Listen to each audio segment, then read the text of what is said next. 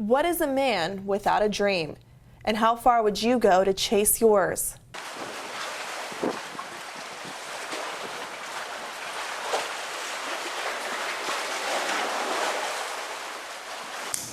You gave up a lot to be here, to be on the water, to live this lifestyle. What was the hardest thing to walk away from? You gotta kind of say goodbye to your best friend, your mom, and your dog, and your boyfriend or girlfriend or whoever to cut out and do stuff. And their lives kind of keep going on without you. So that's probably the hardest part. A lot of people can't handle that. I spent the week with my friend Nate, who I haven't seen in 4 years. A couple of wise investments and business decisions in his 20s afforded him a number of options to set the stage for his future. Nate chose the road, or the water, less traveled. The last I heard, he bought a boat and was sailing through the Caribbean with no real plans to return to the States. A year and a half after he first set sail, I caught up with him in Cartagena, Colombia, to see just what life is like on the nomad trip. Do you consider yourself lucky? Yeah, really lucky. But it didn't come without a lot of sacrifice. You know, it wasn't like, no doubt I'm lucky, but there was, it's not like I woke up one day and I had a coach and I was sitting in Colombia. There was a lot of blood, sweat, and tears that went into that. A lot of money, a lot of mistakes, a lot of epic failures. Was there ever a time where it got so hard you just wanted to cry? Cry? Yeah. Boys don't cry. Or give up? Ah, that's a better one. Yeah, man, of course. Like when? Like when everything breaks and there's a storm and there's reefs and other boats and it feels like my whole life is gone and I can't fix anything in time. How long does that usually last? About 30 minutes. Maybe an hour of actual wanting to give up. Nate says he is staying in Colombia for now, upgrading and making repairs on his boat before he moves on to his next location. How many hours a week do you spend on your boat, maintenance-wise? I have no idea. 40 hours a week? 40 hours probably. Full-time job. Yeah. That's just right now. Hopefully it'll be 10 hours a week once I get most of the big stuff knocked out. I learned quickly it's not all fun and games. Boat life is tough. In between yoga sessions, Nate put me to work. We decided to set sail for a couple of days to see more of what the Caribbean has to offer. This means stocking up on water first, 75 gallons to last us 3 days. Before we set out, Nate went to the store to stock up on supplies, leaving me alone on the boat to refill the water supply. And I learned there's really only one way to go about it. I've never had to siphon anything in my life, but here goes nothing.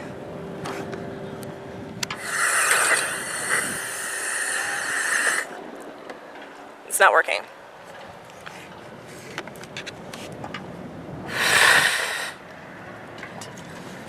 Oh, I got it! It's working!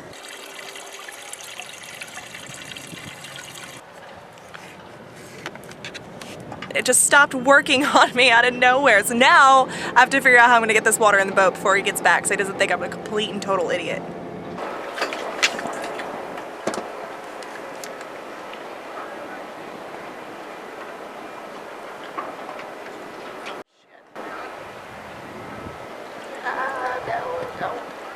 What would be my biggest challenge to overcome if I was going to be a boat girl? Your biggest single challenge?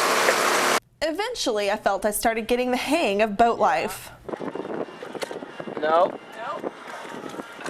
It's a locking loop. There you go. Like this? No, but on the bottom one now. No. That? Yeah. Did it lock?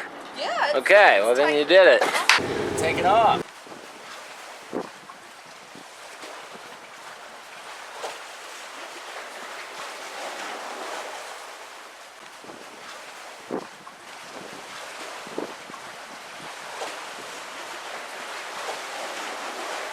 We finally headed out to Isla de Rosarios, a scenic route on the way to an area filled with secluded islands, party beaches, and Colombia's finest.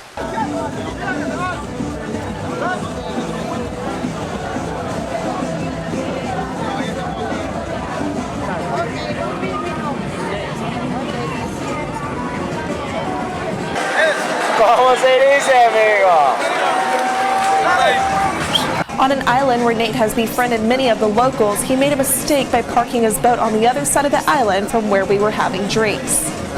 Everything up pretty good, huh?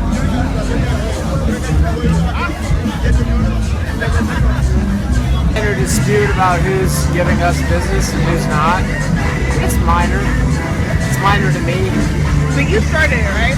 Yeah, but not intentionally. It's an unintentional story. It's not just on land either. Life on the water doesn't come without visitors, especially in a country where about a third of the population lives in poverty.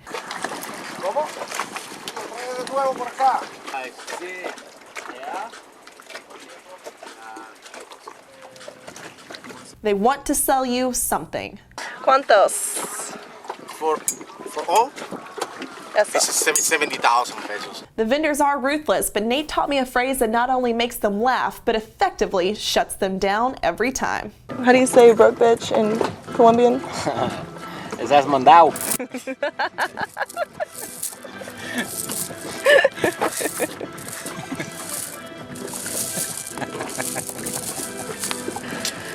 It doesn't stop there with the jewelry. ¿Cuántos fusiles tienen? 3. Véndeme uno. ¿Cómo? Véndeme uno. Oh, no. Ah. Eventually, Nate caved and bought a crab. Best león. Best león. Es león. En inglés. Lionfish. Muy cerca. León. Muy cerca lion. en español.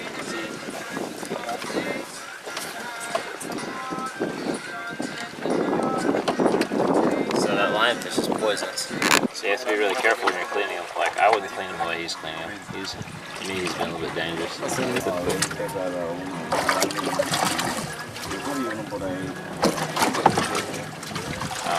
The fish is really good though, like the inside of it. It's tasty fish. The thing is that their spines on the side, the ones that he's holding.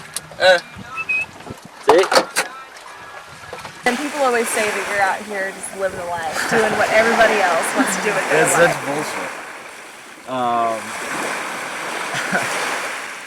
So that's really common. You're living the dream, and I think that's true to some degree, right? Because I don't have a job and I kind of I'm in charge of all the time.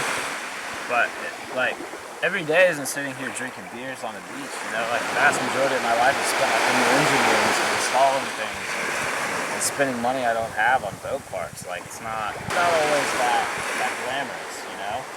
Like everyone back home like runs, you know, a 30-minute hot water shower twice a day. Here I run like a 2-minute cold shower, you know.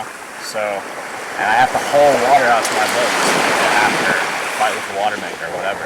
So it's not that easy. I can't call Chinese takeout. You know? that's a really big deal. So you give up some stuff, man.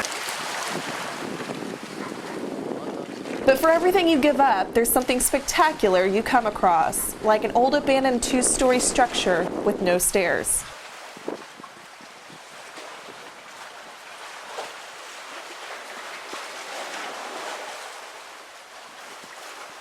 Despite the haunted feeling, it was one of the coolest places I've ever explored.